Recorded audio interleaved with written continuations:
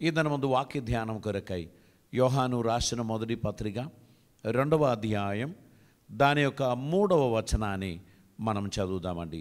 మరియు మనం ఆయన ఆజ్ఞలను గైకొనిన ఎడల దీని వలననే ఆయనను ఎరిగి ఉన్నామని తెలుసుకుందాము. పరిశుద్ధ వాక్యంలో దేవుని తెలుసుకోవడానికి ప్రతి ఒక్కరు కూడా ఆయన ఆజ్ఞలను గైకొనవలసినటువంటి అవసరత ఉంది. విధేయత ద్వారా జ్ఞానం సంపాదించటం. దేవుని తెలుసుకున్నటువంటి వారికి దేవుడు తన జ్ఞానాన్ని దయచేస్తాడు. వారితో దేవుడు మాట్లాడి వారి హృదయాన్ని దేవుడు బలపరచి వారికి ఏది ఉత్తమమో అది దేవుడు అనుగ్రహిస్తారు. కనుక యెహోవా భక్తి జ్ఞానమునకు మూలం అని మనం బైబిల్లో చదువుచున్నాం. ఇక్కడ అపోస్తలుడైన యోహాను ఈ మాటల్లో తెలియపరుస్తున్నారు. దేవుని ఆజ్ఞలను గైకొనిన ఎడల దీని వలననే ఆయనను ఎరిగి ఉన్నామని తెలుసుకుందుము.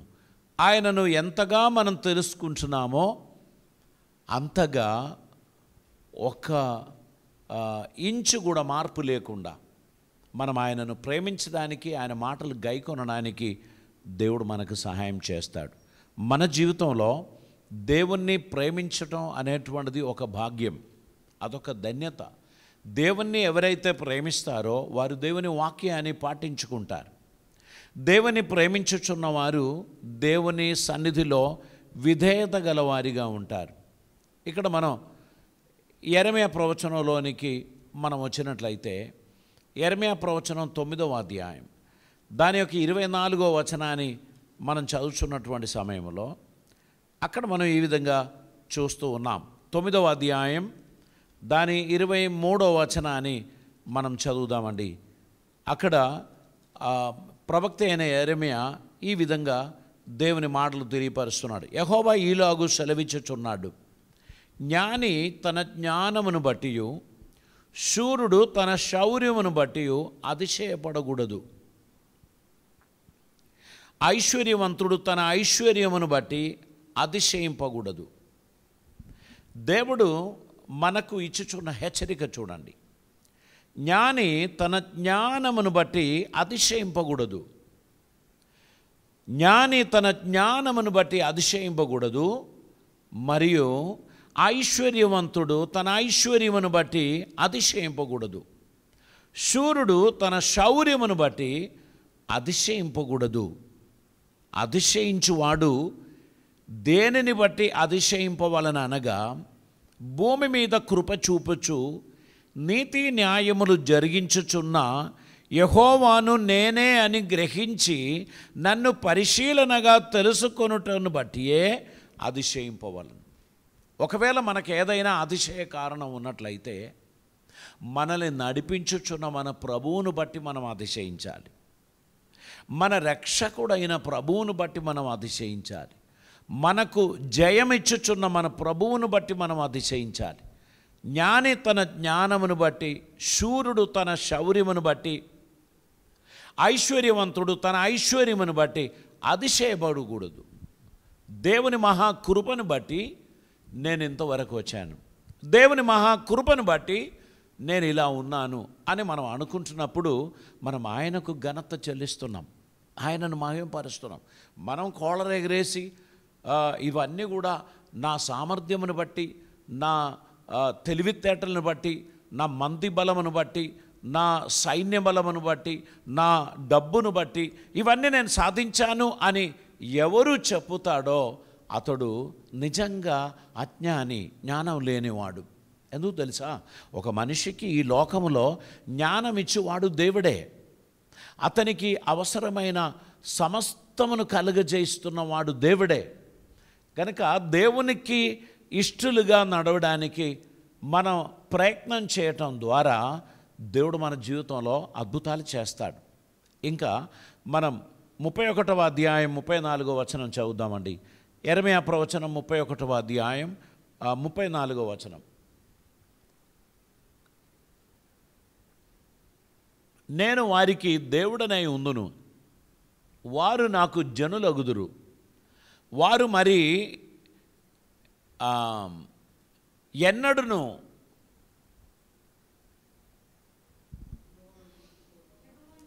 యెహోవాను గూర్చి బోధ నొందుదము అని తమ పొరుగువానికి కానీ తమ సహోదరులకు కానీ ఉపదేశము చెయ్యరు. నేను వారి దోషములను క్షమించి వారి పాపములను ఇక ఎన్నడూను జ్ఞాపకం చేసుకొనను గనుక అల్పులేమి గనులేమి అందరూ నన్ను ఎరుగుదురు. ఇదే యెహోవా వాక్కు. ఇక దేవుడు చెప్పుచున్నాడు, నేను అందరికీ ప్రత్యక్షం కాబోచున్నాను. యెహోవాను గురించి తెలుసుకుందాం రండి అని ఎవ్వరు ఇక మీదట చెప్పరు. ఎందుకంటే నేను వారికి మరుగై ఉండను. నన్ను వెతుకు వారికి అందరికీ నేను అందుబాటులో ఉంటాను. వారు నన్ను కనుగొందురు. కాబట్టి మనం దేవుని గురించి తెలుసుకుందాం రండి అని చెప్పేవారెవరునూ ఉండరు అని తెలియపరుస్తున్నారు. ఇదంతా అద్భుతమైనటువంటి విషయం. ప్రియులారా, దేవుని తెలుసుకోవడం ద్వారా, దేవుని కృపను తెలుసుకోవడం ద్వారా మనం దేవునితో సన్నిహితంగా ఉండడం జరుగుతుంది. ఒక వ్యక్తిని సన్నిహితంగా తెలుసుకున్నప్పుడే ఆ వ్యక్తి మీద మనకు గౌరవం పెరుగుతుంది. సన్నిహితంగా మనం ఉండి ఒక వ్యక్తిని తెలుసుకుంటున్నప్పుడు మనకు ఆ వ్యక్తి మీద అభిమానం కలుగుతుంది. లేకపోతే మనకు ద్వేషం వస్తుంది. మనం వారిని ఇష్టపడకుండా ద్వేషించు వారిగా మనం మారుతాం. అందుకే చాలామంది ఫ్రెండ్స్ విడిపోయినప్పుడు ఘోరమైన శత్రువులుగా ప్రవర్తిస్తారు. అరే, మీరు ఇంతకాలం ఫ్రెండ్స్గా ఉన్నారు కదా, కాస్త మీరు అలాగనే మెయింటైన్ చేయొచ్చు కదా అని అంటే వారికి చెప్పలేనంత కోపము వచ్చినది మనకు కనిపిస్తుంది. దేవుణ్ణి తెలుసుకున్న వారెవరు కూడా ఆయనను అసహ్యపడరు. ఆయనను తెలుసుకున్న వారెవ్వరు కూడా ఆయనకు దూరం కారు. ఒక్కసారి దేవుని ప్రేమను తెలుసుకున్నటువంటి వారందరూ కూడా మరి ఎక్కువగా తెలుసుకోవాలని ప్రయత్నం చేస్తారు. మనకు ఒక అక్వైంట్షిప్ మనలో కలుగుతుంది. ఒకరితోనొకరు సన్నిహితంగా ఉండేటువంటి ఒక ప్రేమ బంధం మనకు కలుగుతుంది. ఇక్కడ దేవుడు అంటున్నాడు, ఇక నన్ను గూర్చి తెలుసుకుందాము రండి అని ఒకడు తన పొరుగు వానితో చెప్పరు. ఎందుకనగా I'm going to reveal my self, I'm going to reveal my love towards human kind. నేను మానవాళి ఎడల నాకున్న ప్రేమ నేను వెల్లడిపరుస్తాను. వారికి నేను నా క్షమాపణ గుణాన్ని నేను తెలియపరుస్తాను. వారు ఊహించని మార్గంలో నేను వారిని నడిపిస్తాను. నేను వారికి తోడై ఉంటాను అని తెలియపరుస్తున్నాను. హోషేయ గ్రంథం మనం చదివినట్లయితే దాని 6వ అధ్యాయం 3వ వచనాన్ని మనం చదువుదామండి. హోషేయ గ్రంథం 6వ అధ్యాయం దాని 3వ వచనం. యెహోవాను గూర్చిన జ్ఞానం సంపాదించుకొందుము రండి, యెహోవాను గూర్చిన జ్ఞానం సంపాదించుకొనుటకు ఆయనను అనుసరించదుము రండి. ఉదయము తప్పక వచ్చు రీతిని ఆయన ఉదయించును, వర్షము వలె ఆయన మన యొద్దకు వచ్చును. భూమిని తడుపునట్టి తొలకరి వర్షము కడవరి వర్షము వలె ఆయన మన యొద్దకు వచ్చును. ఇప్పుడు మనం మన స్నేహితులకు ఈ మాట చెప్పాలి. ఒక సమయం వస్తుంది, అప్పుడు ఎవరికి చెప్పాల్సిన పని లేదు. ఎందుకంటే God himself will reveal his love towards man kind. దేవుడు మనుష్య జాతికి తన ప్రేమను రివీల్ చేసిన తర్వాత ఇంకా ఆయనను పరిచయం చేయండి అని ఎవరు చెప్పాల్సిన పని లేదు. మనం ఎవరిని పరిచయం చేద్దాం? పరిచయం లేని వారికి కొందరిని మనం పరిచయం చేస్తాం. పరిచయం ఉన్న మంచి ఫ్రెండ్స్కు ఈయన ఫలాని వ్యక్తి అని మనం చెప్పాల్సిన అవసరం ఉందా? నాకు బాగా తెలుసండి అని అంటారు. కాబట్టి దేవుని గూర్చి ఇప్పుడు తెలియని వారికి మనం తెలియపరచవలసిన సమయం ఇది. ఇండివిజువల్గా ప్రతి ఒక్కరూ చేయవలసినటువంటిదే. మీరు పొందిన ఆ ఆనందం, మీరు పొందిన ఆ సమాధానం, మీరు పొందిన ఆ శాంతి, మీరు పొందిన ఆ స్వస్థత, అది మీరు మీ ఫ్రెండ్స్కు తెలియపరచవలసినటువంటి అవసరత ఉంది. చూడండి, బైబిల్లో 34వ కీర్తన దాని 8వ వచనంలో ఒక మాట ఉంది, యెహోవా ఉత్తముడని రుచి చూచి తెలుసుకొనుడి.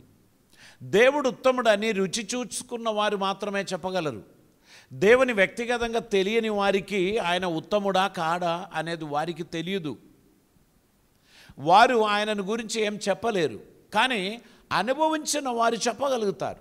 దేవుడు అంటే ఈ విధంగా సహాయం చేస్తాడు, దేవుడు అంటే ఈ విధంగా మనకు ప్రత్యక్షమవుతాడు, మన సమస్యలలో ఈ విధంగా మనకు విడుదలిస్తారు అనేటువంటిది అనుభవించిన వారు మాత్రమే చెప్పగలరు. దేవుడు మన జీవితంలో తన ఆలోచన నెరవేర్చడానికి, దేవునికి ఇష్టలుగా మనం ఉండడానికి దేవుడు మనకు అందరికీ ఒక ఆపర్చునిటీ ఇస్తున్నారు. ఈ ఆపర్చునిటీ పొందిన వారందరూ కూడా దైవ చిత్తానుసారంగా నడవాల్సినటువంటి అవసరత ఉంది. దేవునికి స్తోత్రం. ఇక్కడ మన యోహాను సువార్తలోనికి వచ్చినట్లయితే 7వ అధ్యాయం 16-17 వచనాలు మనం చదువుదాం. అందుకు యేసు, నేను చెయ్యి బోధ నాది కాదు, నన్ను పంపిన వానిదే. ఎవడైనను ఆయన చిత్తము చొప్పున చెయ్యి నిశ్చయించుకొని ఎడల ఆ బోధ దేవుని వలన కలిగినదో లేక నా అంతటా నేనే బోధించుచున్నానో వాడు తెలుసుకొనును. తనంతట తానే బోధించువాడు స్వకీయ మహిమను వెతుకును గాని తన్ను పంపిన వాని మహిమను వెతుకువాడు సత్యవంతుడు. దేవునికి స్తోత్రం. ఇక్కడ చూడండి, దేవుని చిత్తం తెలుసుకున్న తర్వాత, దేవుని ఆలోచనలు గ్రహించిన తర్వాత వారు దేవునికి విధేయులై ఖచ్చితంగా ఉంటారు. అది మాత్రమే కాదు, దేవుడు ఎంత ప్రేమమయుడో వారు తెలుసుకొని ఆయనను గూర్చి సాక్ష్యం ఇవ్వగలరు. దేవునికి స్తోత్రం. తనంతట బోధించువాడు స్వకీయ మహిమను వెతుకుచున్నాడు కానీ తన్ను పంపిన వాని మహిమను వెతుకువాడు సత్యవంతుడు, ఆయన యందు ఏ దుర్నీతియు లేదు. మోషే నీకు ధర్మశాస్త్రమును ఇవ్వలేదా? ఆయనను మీలో ఎవడును ఆ ధర్మశాస్త్రమును గాయకొనడు.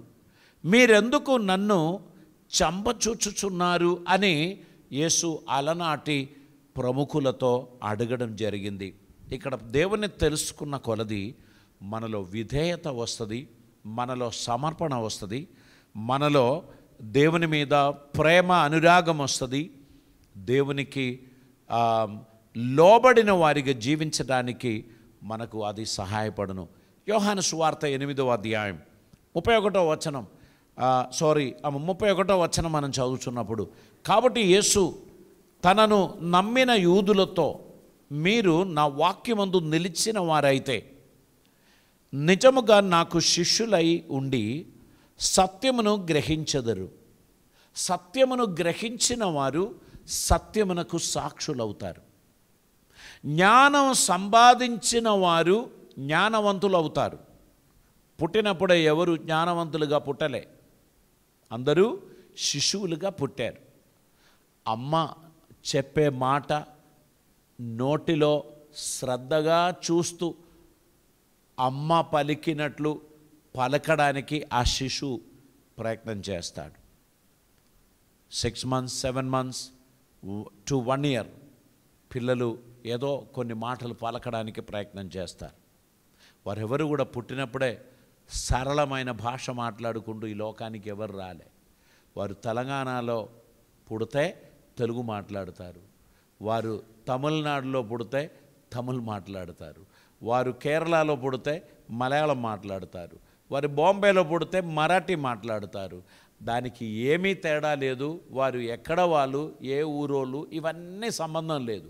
పుట్టిన శిశువు ఏ వాతావరణంలో పెరుగుతున్నాడో, ఏ భాష మాట్లాడే వారి మధ్యలో పెరుగుతున్నాడో ఖచ్చితంగా అతడు ఆ భాషే మాట్లాడతాడు. నో నువ్వు తెలుగోడు, నువ్వు మరాఠీ మాట్లాడడానికి వీల్లేదు అంటే నువ్వు బాంబేలో ఉండడానికి కూడా వీల్లేదు. అర్థమైందా? నువ్వు తెలంగాణలో ఉండాలి, లేదా నువ్వు విశాఖపట్నంలో ఉండాలి. నువ్వు తెలుగు మాత్రమే మాట్లాడుతావు. ఎందుకని? ఆ ఇరుగు పొరుగు వారు మాట్లాడే భాష ఈ బిడ్డ నేర్చుకుంటుంది. మన ఆత్మీయ జీవితం కూడా ఆత్మీయులతో మీరు తిరిగిన ఎడల మీరు ఆత్మీయులవుతారు. మీరు మోసగాలతో తిరిగిన ఎడల మీరు మోసగాలవుతారు. మీరు పాపాత్ములతో తిరిగినట్లయితే మీరు పాపాత్ములవుతారు. దానికి తేడా లేదు. మీ ఫ్రెండ్షిప్ను బట్టి మీ స్పిరిచువల్ స్టాండర్డ్ మనం ఊహించగలం.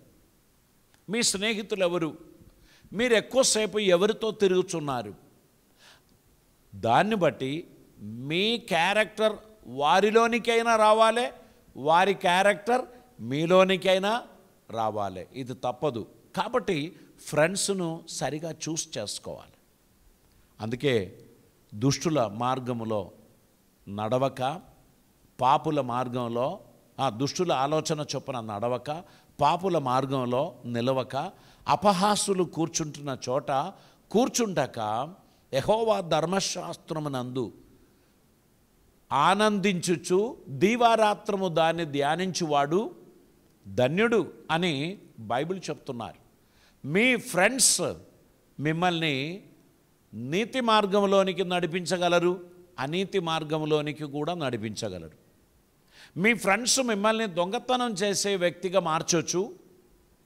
మీ ఫ్రెండ్స్ మిమ్మల్ని న్యాయబద్ధమైన జీవితం కొనసాగించే వ్యక్తిగా కూడా మార్చొచ్చు. అది మీరు చూస్ చేసిన మీ ఫ్రెండ్షిప్ని బట్టి ఉంటుంది. ఇక్కడ దేవుణ్ణి మీరు చూస్ చేసుకున్నారు కాబట్టి మీరు దేవుని తెలుసుకుంటున్నారు. దేవుణ్ణి తెలుసుకుంటున్న మీరు ఖచ్చితంగా విధేయులై ఉంటారు. దేవుని మాటలకు మీరు విధేయత చూపిస్తారు. దేవుని ఆలోచనలు నెరవేరాలని మీరు ఆశిస్తారు. మీ జీవితం ప్రభువుకు మహిమార్థంగా ఉండడానికి అది ప్రయోజనకరమైనటువంటిదిగా ఉండును. దేవునికి స్తోత్రం. ప్రార్థన చేద్దాం. పరిశుద్ధుడైన తండ్రి, కృపామేడువైన దేవా, నీకు వందనాలు. ఈ దినమందు వాక్య పఠనములో మేమందరము నిన్ను ఎరుగు వారిగా ఉండాలని మేము కోరుచున్నాం. ప్రభువా, మేమేదో ఎరిగామని అనుకోవడం లేదు, మేము ప్రయత్నం చేస్తున్నాం. దేవుని ప్రేమ ఎట్టిదో, దేవుని సన్నిధి ఎట్టిదో తెలుసుకోవడానికి ఉన్న ఈ చిన్ని ప్రయత్నంలో మాకు నీ కృప అనుగ్రహించమని ప్రార్థిస్తున్నాం. ఈ మాటలు యూట్యూబ్ ద్వారా వింటున్న మా మిత్రులందరినీ ఆశీర్వదించండి. జీవనది టెలివిజన్ ద్వారా ఈ సందేశాలు వీక్షిస్తున్న లేక వింటున్న ప్రతి ఒక్కరిని ఆశీర్వదించండి. ఈరోజు మనసులో ఏదైనా కలవరంతో, ఏదైనా ఆందోళనతో, ఏదైనా భారంతో ఉన్నటువంటి వారిని కరుణించి స్వస్థపరచమని, వారికి నెమ్మది ప్రసాదించమని ప్రార్థిస్తున్నాం. తండ్రి, నీ బిడ్డలకు నెమ్మది, సమాధానం దయచేయండి. నువ్వు ప్రేమగల దేవుడు, నీ సన్నిధి వారికి దయచేయమని ప్రార్థిస్తున్నాం. ఈ సమాజంలో మేము స్వార్థం లేని వారిగా జీవించే ధన్యత మాకు దయచేయండి. ప్రభువా, మా ఇరుగు పొరుగు వారితో ప్రేమ కలిగి నడిచే ధన్యత మాకు దయచేయండి. మా మాటల ద్వారా ఎవరిని గాయపరచకుండా, ఎవరికి అన్యాయం చేయకుండా మేము ప్రభువా జాగ్రత్త కలిగి నడవడానికి కృప చూపమని ప్రార్థిస్తున్నాం. వీలైనంతగా అందరికీ సహాయపడు వారిగా, అందరినీ ప్రోత్సహించు వారిగా, అందరిని క్షమించు వారిగా ఉండే కృప మాకు దయచేయమని ప్రార్థిస్తున్నాం. నీ కృప ద్వారా ఈ కుటుంబాలంతటినీ ఆశీర్వదించమని, నీ వాక్యాన్ని ఆన్లైన్లో వీక్షిస్తున్న ప్రతి ఒక్కరికి క్షేమం అనుగ్రహించమని, వారి సమస్యలను తీసివేయమని ప్రార్థిస్తున్నాం. వారిలో ఎవరైనా రోగులుగా ఉన్నట్లయితే నీ సిలువ రక్తం చేత వారిని కడిగి శుద్ధి చేయమని, స్వస్థపరచమని ప్రార్థిస్తున్నాం. వారిలో ఎవరైనా అప్పుల బాధలలో, ఇబ్బందులో ఉన్నట్లయితే వారికి విడుదల అనుగ్రహించమని ప్రార్థిస్తున్నాం.